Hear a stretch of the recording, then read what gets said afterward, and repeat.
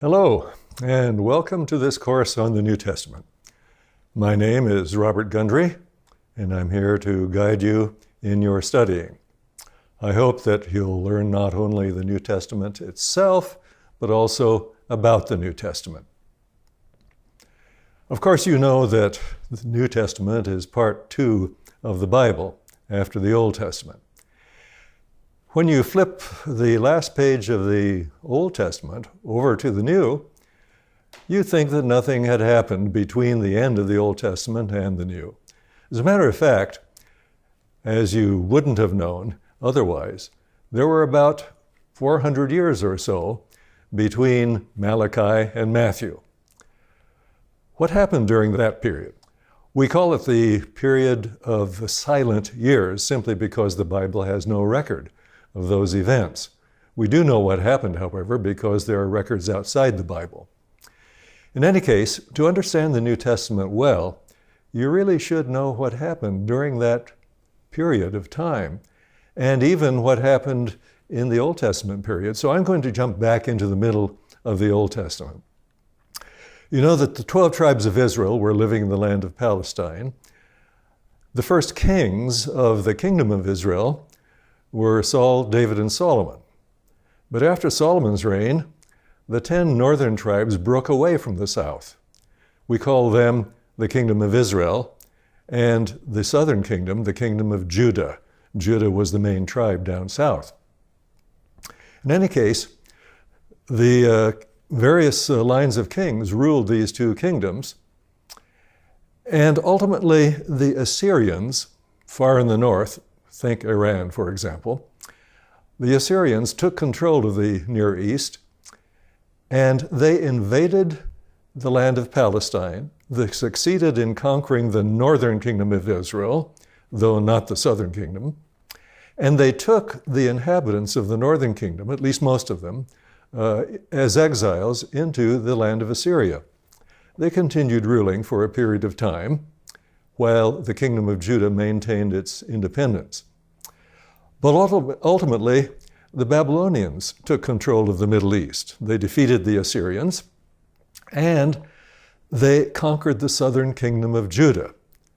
As a result, the inhabitants of the southern kingdom of Judah were taken as exiles into Babylonia, and there starts the famous Babylonian exile.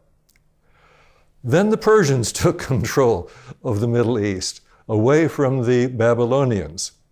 They were a kinder, gentler folk, and so they allowed the exiles of other nations, including Israel and Judah, to return to their homelands if they wished. And a number of Jews chose to return to the land of Judah with Jerusalem as its capital. They rebuilt the city. They rebuilt the temple. The temple had originally been built by King Solomon, but the returned Jews were so poor that their rebuilt temple was a very poor imitation of the original temple. We call that the Second Temple, by the way. Then the intertestamental period starts. During the intertestamental period, let's say in the 300s BC, Alexander the Great and his army conquered the Middle East and formed a huge empire stretching all the way to the borders of India. But Alexander died at a young age, and his empire fell into 4 parts, each one ruled by one of his 4 leading generals. We'll get into the details of that period of history a little later. But what you need to know next is that the Romans from far in the west came into control of the Middle East. They defeated the various kings that had stemmed from Alexander's great empire. They defeated, and thus the Roman period begins in the 1st century BC. So when the New Testament opens, the Romans are in control of the people of Israel living in the land of Israel. They're in control just before the opening of the New Testament. They continue to be in control throughout the period of the New Testament, the 1st century AD, and they continue to have their empire until several centuries later. So that's the broad outline of the history of the period from the middle of the Old Testament through the intertestamental period into the New Testament period and shortly thereafter.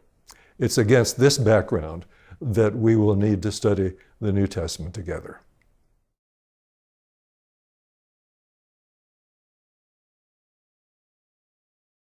You'll remember that I talked about the conquest of the Near East by Alexander the Great.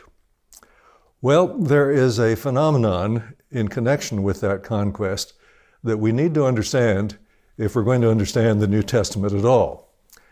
The Greek word for Greece is Hellas, H-E-L-L-A-S. Now, Alexander the Great and his soldiers spread the Greek culture wherever they conquered. And that process of spreading the Greek culture is called Hellenization. That's only half the story, though, because they spread the Greek culture into countries which already had Near Eastern cultures. Alexander and his men actually married Asian women, or Near Eastern women, I should say. And the result of this marriage, these marriages, was a kind of mixture of the Greek culture and the Near Eastern cultures. What do I mean, though, by the Greek culture? There are several aspects to it.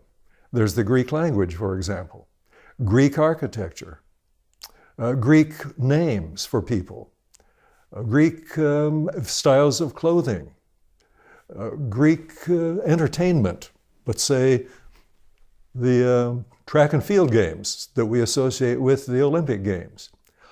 All of that was spread into the Near East, including the nation of Israel, the returned exiles in the land of Palestine. Now, this is very important because you'll need to know that the entirety of the New Testament is written in the Greek language as a direct result of this process of Hellenization. Now, of course, the Romans used Latin, but the striking thing is that in the city of Rome, in the first century, there would probably be more Greek spoken on the main street of Rome than Latin. In fact, when Paul wrote a letter to the Romans, he wrote it in the Greek language because more Greek was being spoken in the city of Rome than Latin was being spoken there. And so it's very important for us to know that the process of Hellenization had a direct impact on the New Testament, culturally as well as politically.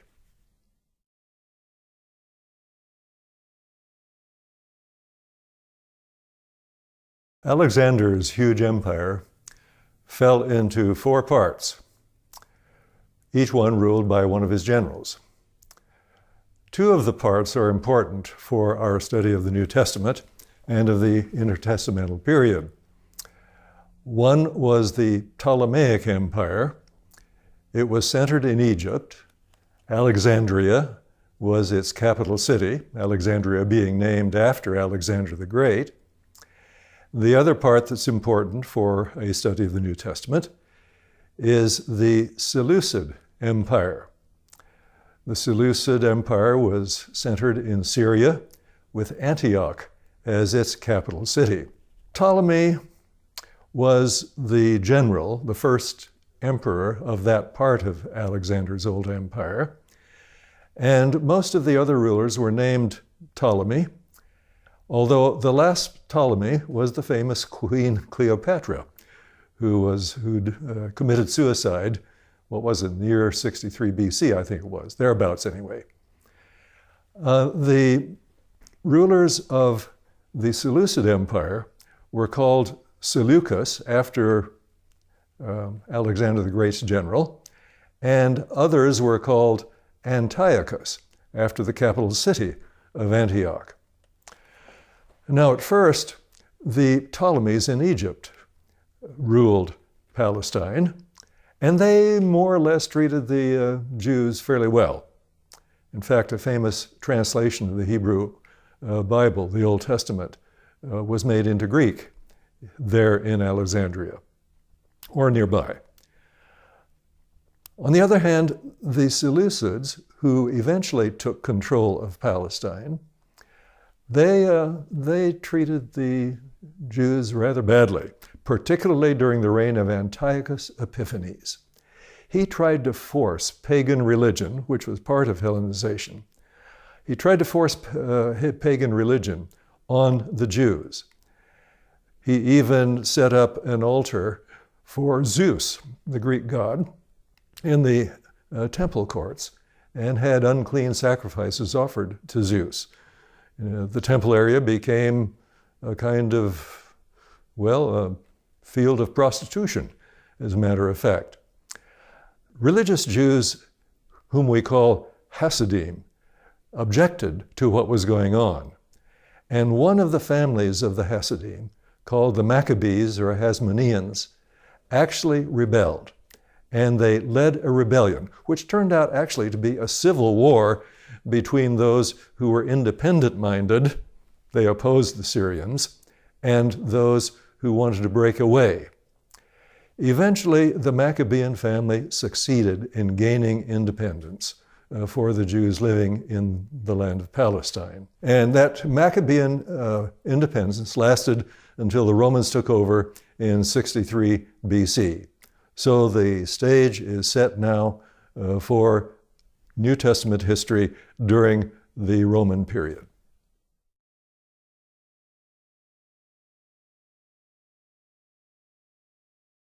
During the period of Jewish independence under the Hasmoneans, or the Maccabees, the Hasmonean rulers gradually became more and more corrupt. As a result, their original supporters, the Hasidim, withdrew their support. And these who withdrew their support eventually split up into two different parties. One party was the Pharisees. You see them all over the place in the New Testament, particularly the Gospels. The Apostle Paul, who had been a Pharisee before he became a Christian. The other group, or party, is the Essenes. They do not make an appearance in the New Testament, but they were the authors of and copiers of the famous Dead Sea Scrolls that were discovered in the 1940s and have become very famous. The other party consisted of the Sadducees. They were the ones that continued to support the Hasmonean rulers. Now, the Sadducees consisted of high-ranking priests centered in Jerusalem and aristocratic laymen also centered in Jerusalem. The Sadducees and the Pharisees didn't like each other, but they found a common enemy in Jesus. So in the New Testament, particularly the Gospels, you'll discover that the Pharisees and the Sadducees joined forces to do away with Jesus. However, the Sadducees didn't last long because the Romans destroyed Jerusalem and the temple located there in AD 70. That was the center of Sadducean power. Furthermore, there was widespread slaughter during that destruction. So most of the Sadducees were killed and their base of power was taken away. As a result, the Sadducean party does not last past AD 70. The Pharisees, however, become the basis for Orthodox Judaism that we know up to the present time.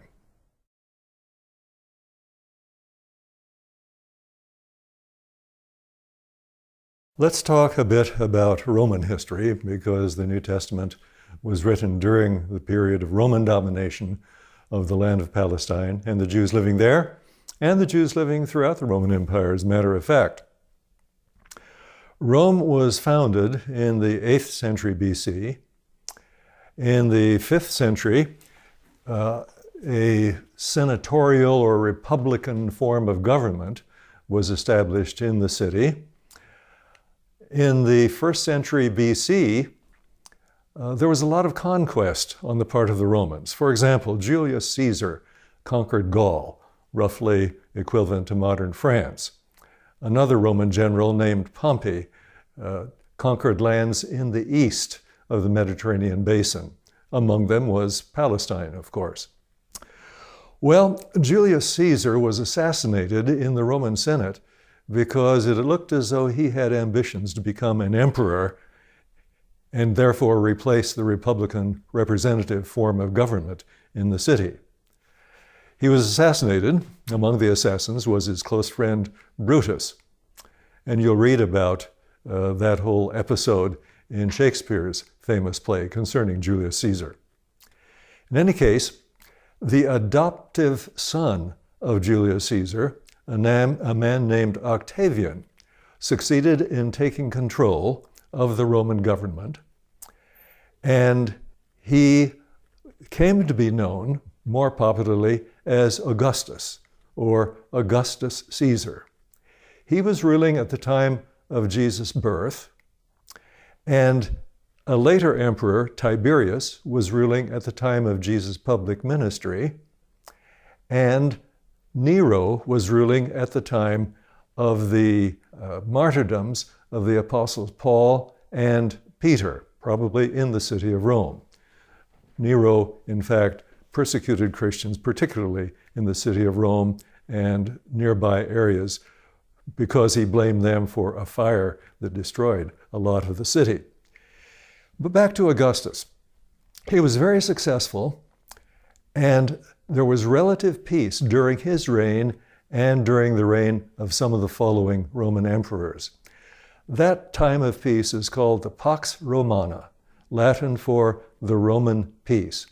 Of course, it was peaceful only from the standpoint of the Romans, because as one of the leaders of a captive people said, they create a wasteland, the Romans do, and they call it peace, some peace. The Roman peace was broken, however, by two Jewish revolts. The first one in AD 66 to 74. It climaxed with the destruction of Jerusalem and the temple in AD 70, a very important date. The second revolt didn't occur until the 2nd century, and it was crushed by the Romans in AD 135. In any case, we speak of the Pax Romana as a period of peace in which the gospel originated and the gospel flourished, partly because there was such peace that Christian missionaries like the Apostle Paul could travel widely and spread the gospel throughout the Roman Empire.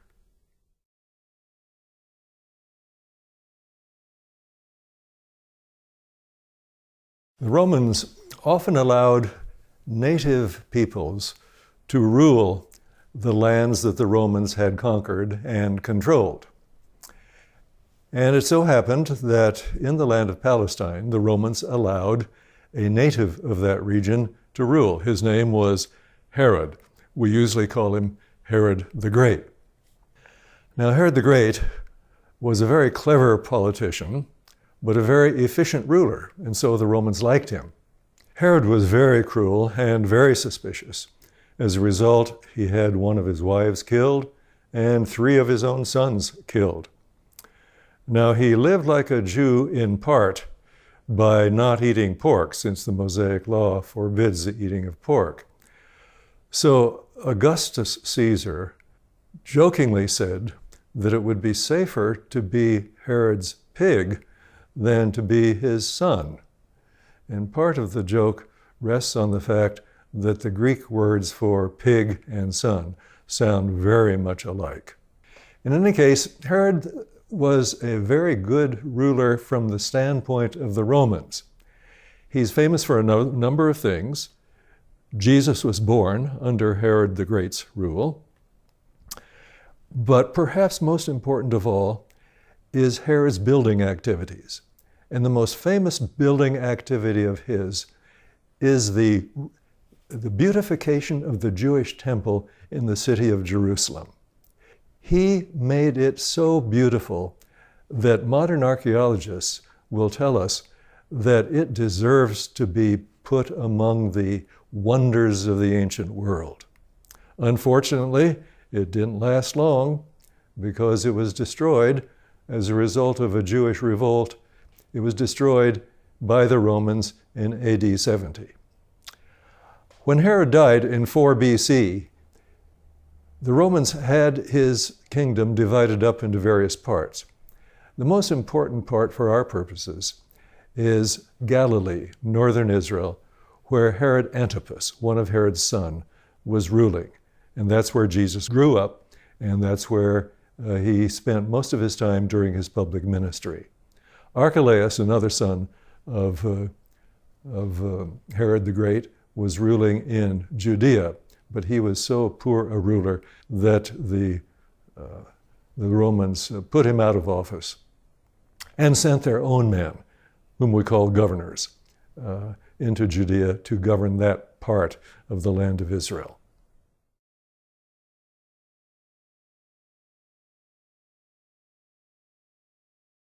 The Romans deposed Archelaus, son of Herod the Great, from his rulership in Judea because of his misrule. And in Archelaus's place, they sent one of their own, a Roman governor named Pontius Pilate. We know Pontius Pilate especially because he presided at Jesus' trial just prior to the crucifixion.